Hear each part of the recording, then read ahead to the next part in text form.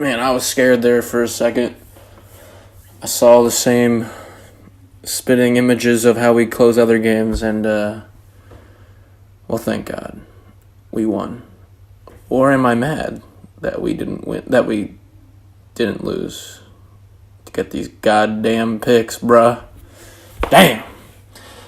I'm Charles Ryan, or KB24 Status, or Kobe24 MP3, or Chuck, and this is Lakeshow's finest Redux. The Lakers defeated the Kings 111-106, and unfortunately, we did not lose.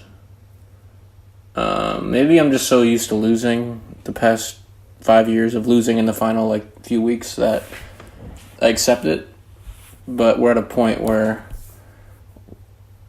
I respect the fact LeBron wants to play 35, 36 minutes, but that's more for Kuzma, because Kuzma played 40 minutes. I respect that Rondo put in 37 minutes.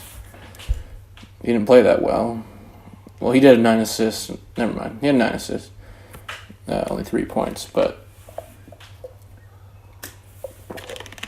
there has to be a point where you get in that Machado dude. What's his name? Scott Machado. Give him 30 minutes and start Mo Wagner, and just see what happens. Because JaVale's kicking ass right now. And it's nice to see JaVale kick ass. But the next 9 games, do we need to see JaVale kick ass? Can we just see Mo Wagner at center and then the Lakers going small with Kuz at center and the backup? Or give Tyson those minutes or whatever? We need to lose right now, people. I'm sorry. This is the biggest Laker fan in the world saying we need to lose, but I'm telling you, man, we could flip a pick. We could get a high pick and flip it. Flip it for AD. Lonzo and that pick, and Josh Hart for AD, or who knows? Because I want Kyrie. So when you get Kyrie, that means you don't need Lonzo. Yeah, but I was really impressed with the way the Lakers actually fought back and did not give in to, because their offense shut down. Their half-court offense once again just subsided, and they were letting the shot clock down, getting down to 2 or 3 seconds, and LeBron had to do hero ball, and he slipped again, which was really scary because, that groin, whatever, but, he had that one fade away from the corner and just clanked the top of the backboard, but it's not LeBron's fault when he gets the ball with 2 seconds left. It's really the first one was his fault when he over-dribbled and slipped and Bogdanovic was on him, but the offense just shuts it down and people just stare at LeBron. You can't do that. He's not Kobe. LeBron is a better passer than Kobe. He will find you. So you got to move. And there's 65 seconds left, 55 seconds left, 35 seconds left. You got to keep playing. And thank God we made those free throws. LeBron was 8 for 9 from the free throw line. That's great. Only 4 turnovers. I swear he had more than 4, but maybe it was a team turnover when he clanked it off the backboard in the 24-second shot clock violation. Maybe that's not a turnover in LeBron, but it felt like he had way more than 4 turnovers. But yeah, we had 20 turnovers. They only had 7 turnovers. If we just cleaned it up, we would have won by more. But once again, I don't know if that's the right path right now to win. But yeah, so JaVale, once again, 100% field goal percentage. It's pretty good, right? 17 points, 14 rebounds, 2 turnovers, 1 steal, and 5 blocks. It felt like he had more than that. But he altered a lot of shots. Great to see him, even though, like I said, let's cool it down on his minutes and give other people chances. But it was great to see Kuz, because the game prior, I think the game versus the Nets, he didn't play that well. But this game, he played awesome, 40 minutes, 29 points, 10 for 22 from the field, 5 for 14 for 3 for 35%. Not that great, but it's relatively respectable, I guess. 6 rebounds, 2 assists, and 3 turnovers, 1 block. 3 turnovers in 40 minutes, that's a good ratio right there. About 13 minutes per turnover. So, good job by him. I thought it was great seeing Lance return. That was awesome. Haven't seen Lance in a while. And the big stat for the night is 39 made field goals, and we had 29 assists on 39 made field goals. That's great. You want to see the ball moving. A lot of extra passes there. A lot of unselfish play.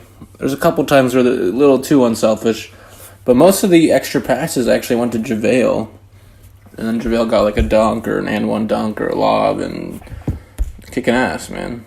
JaVale played really well.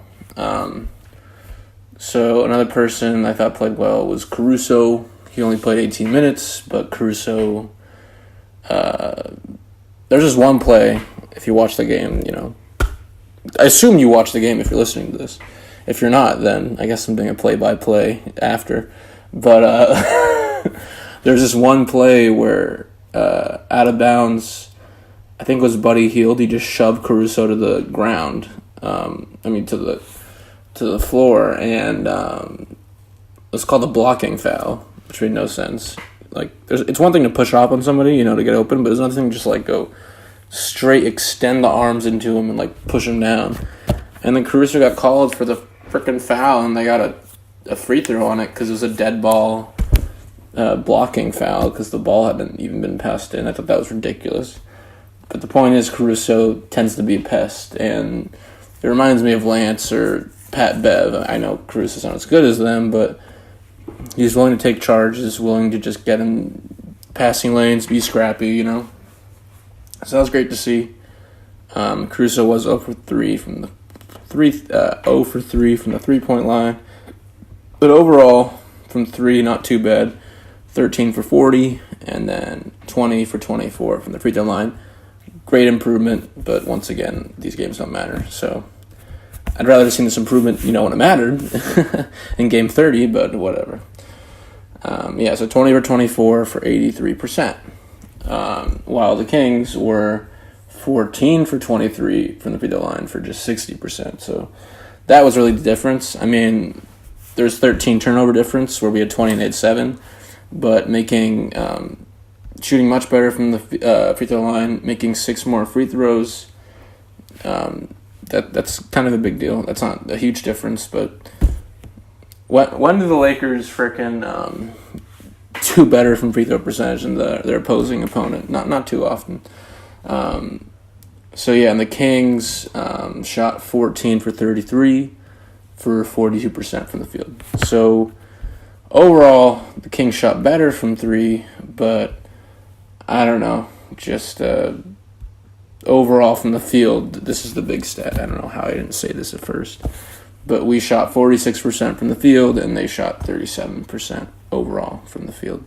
So that's interesting stats there, turnover ratios, and we had a lot of fast break points. I don't know, we had 30 plus, unfortunately, on NBA.com, or there's not an immediate fast break stat.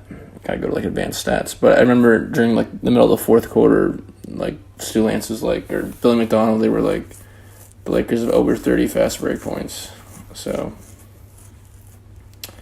that was great to see us running in transition and getting JaVale and LeBron dunks, and I'd say half of our turnovers were in transition trying to force it, but I'd rather most of those turnovers were dead ball turnovers in transition where it just it was over their head and it went out of bounds. So those are obviously the turnovers I like to see. Versus, live ball turnovers where if you have 5 guys running down the court and you turn over, then the Kings have a layup. Interesting game. I thought this is the funniest thing about the game, in my opinion. Bjelica, the power forward who used to play for the Timberwolves, he seemed really disengaged, and he would foul LeBron every time, and he'd make a face what the fuck. But he was completely checked out. I thought that was hilarious. He must have gone to some club last night or something in LA, because he did not give 2 fucks tonight. I thought that was hilarious. But so overall, great win, but I prefer the loss. But I like how we're playing till the very end, at least, and not giving in. Because most of the games that we lose, we're in them. And a great example is the Nets. The Brooklyn Nets we played, they won a lot of games in the fourth quarter. Comebacks and just they close it in the fourth. We are the opposite. But we haven't had too many blowouts this year. And the blowouts tend to be in, tiny stints, in the final 2 minutes when we may be up by 4 and then they go on the 13-0 run and there's your blowout. They win by 11 or whatever. But, yeah, just some weird shit. I mean, I don't know where I'm going with this. But I do have a story time real fast. Quick one. Alright, so my story time isn't necessarily directly Laker related with the Lakers player, going to a Lakers game, but it is Lakers related in a different way. So in 2006,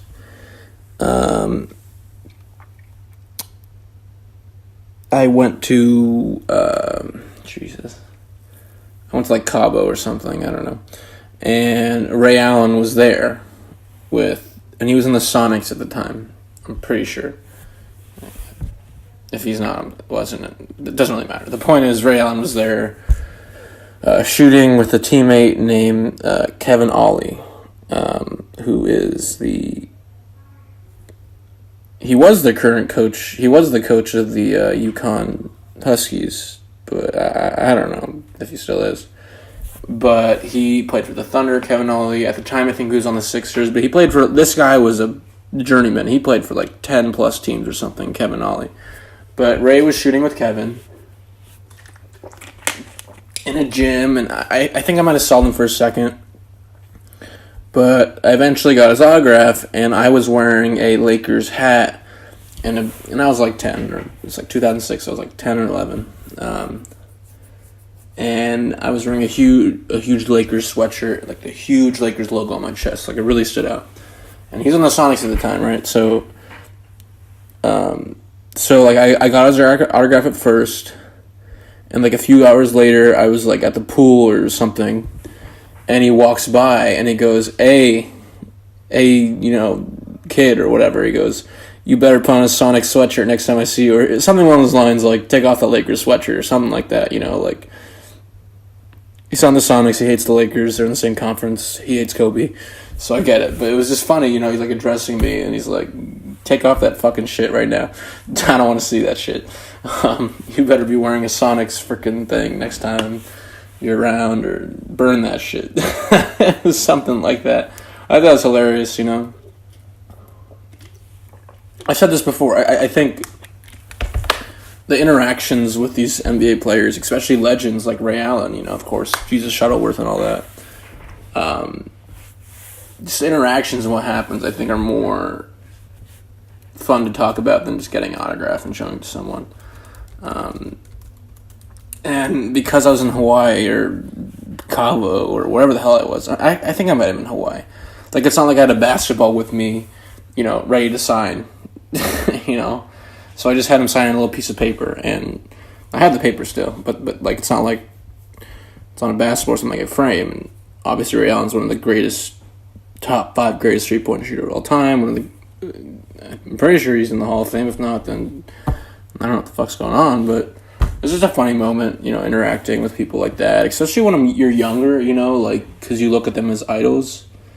But then it's different when you're older, because, you could get that respect, and, have, a real conversation, a little bit sometimes. And I live in LA, so, it's different. If you see someone, at a club or, a lounge or something, it's more casual. I don't know. The point is when you're young and, it's all fun and games and shit. But, yeah. Alright, so that's my story time. I guess it's a Ray Allen story time. But, yeah, so hope we lose the rest of our games. We have 9 games left. We're currently 32-41, and, it would be awesome if we lose to the Wizards on Tuesday. But, you know what? We're probably going to win. because the Wizards don't have anybody. John Wall's out. Otto Porter got traded. So, you know what? Probably because they have nobody, we're going to lose. Because we just underestimate all these terrible teams when we play up to our competition. But, I don't know. Alright, so I'm Charles Ryan, KB24 status, Chucky Atkins, Charles Barkley, whatever you want to call me. But most importantly, I'm the biggest Lakers fan in the world. And we'll see ya. Take care and peace out.